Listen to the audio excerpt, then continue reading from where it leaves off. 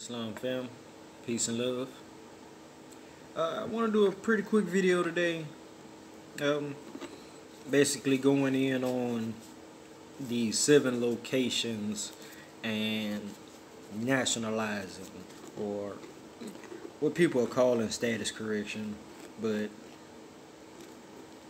you know, there are some fallacies out there going around about what I'll say the effectiveness of the process is. And some people even act like these locations are hard to find. So I have 14 up. This is part of the noticing process that I recommend as far as status correction. But what I want people to understand that it's literally just a beginning point. It's a starting point. It's the very tip of the iceberg. You know, Getting this paperwork, your name correction, proclamation, even you putting it on the record, that's just a start. That is not status correction. What that is notices. So the effectiveness of it will be the effectiveness of a notice. Not to say that because it doesn't contain some legal verbiage, it isn't a legal document, but one, we must understand, it's private. It's of a private venue. It's under a private seal, unless you take it down and get it notarized, which, at that point, technically, it would make it public, and that's under your discretion to do so however you feel you need to operate. But if you're sending out these notices that you've done a name correction, that you proclaim your nationality to these 7 places, even to these 14 places,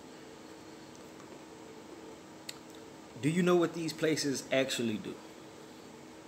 You would have to ask yourself that first off.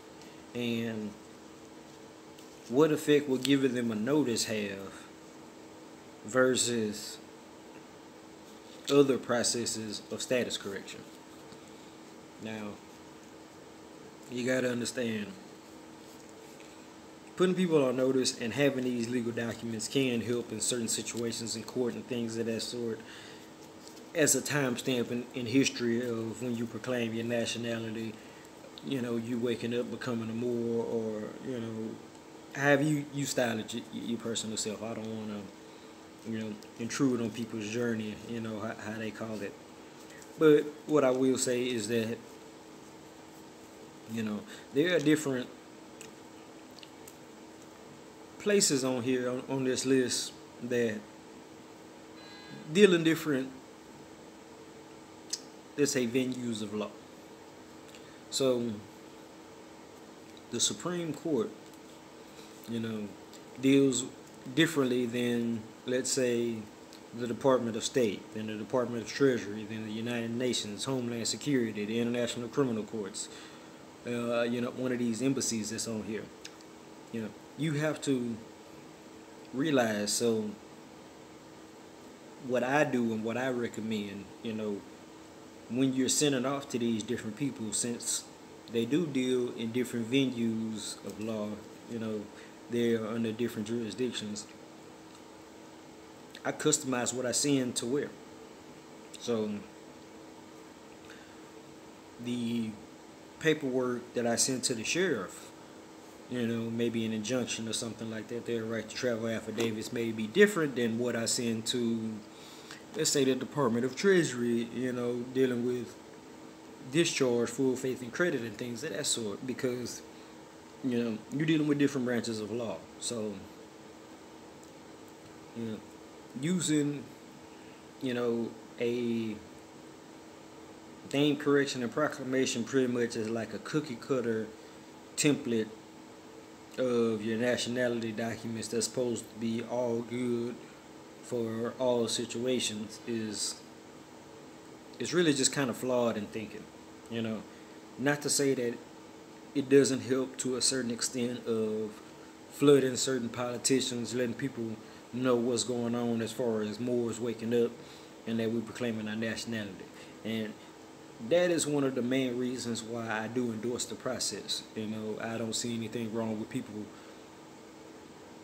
sending off to these 7 places and things of that sort. But it's just where my issue comes in is when people think that the effectiveness of that is much higher than what it is, and they think you automatically not only become under a different jurisdiction as a Moor, but you automatically have a certain type of diplomatic immunity, which is just incorrect. It's not true, just to be totally honest.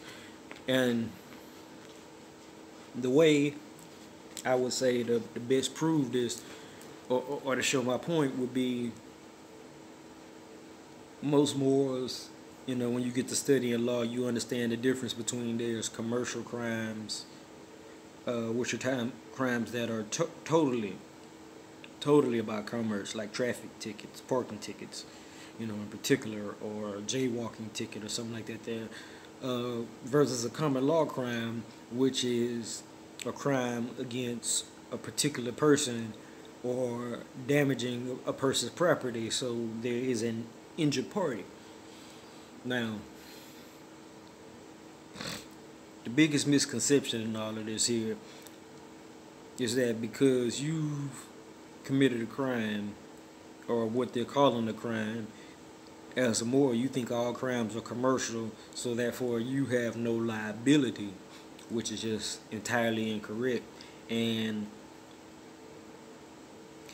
what they're also not explaining is that status and jurisdiction in common law crimes, that is, crimes where it involves an injured party, it's a little bit different.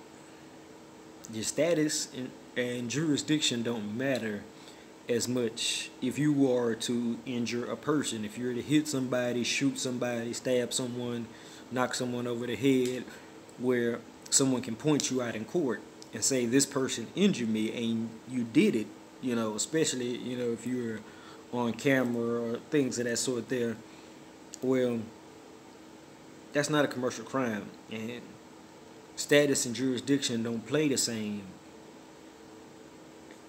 when it comes to these kind of things. So you must understand, even as a Moor, and with your desire to be diplomatic, to act diplomatically in all situations, to have this higher status, it comes with responsibility. And if you actually read into C.M. Bayes' or The Clock of Destiny 1 and 2, he tells you clearly, like, we're not criminals, and this won't save you if you're a criminal. None of the status works for criminals. A crime is a crime universally. So, with that being said, you can expect to evoke some Moorish nationality and status just by you having a nationality card in your pocket and have sent a few people your papers stating that you're a Moor. Just doesn't work that way. It's more to it in law, regardless of how people want to feel about it. People do like to get emotional about things of this sort, but when you really understand what's going on in law, no emotion is ever involved. It's simply the facts. And if you're going off a skewed mindset and legal theory, but not actual facts of law, you might be putting yourself in danger or in harm's way.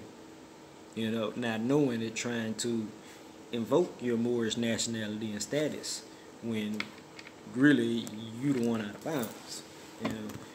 So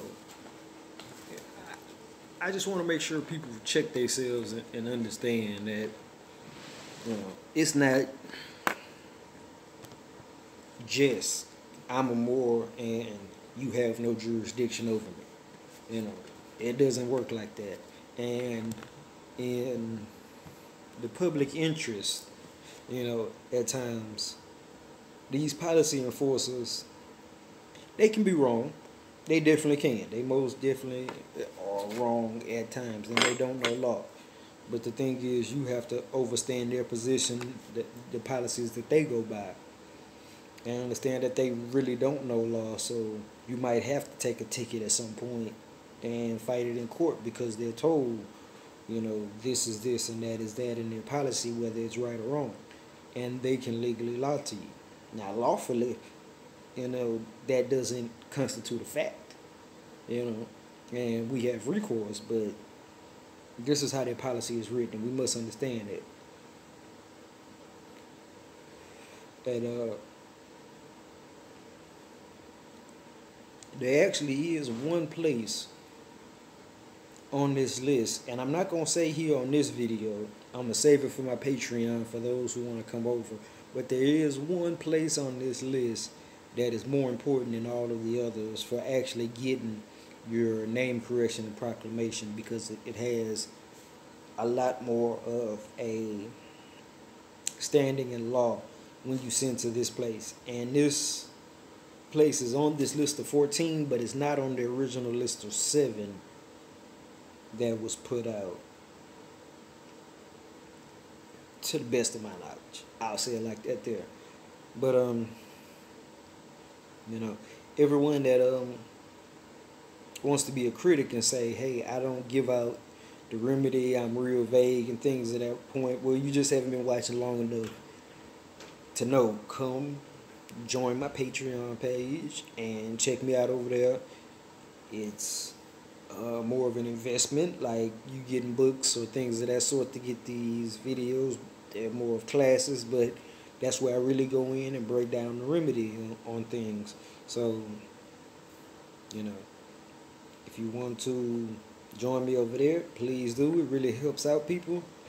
But, that's my time for now on this subject.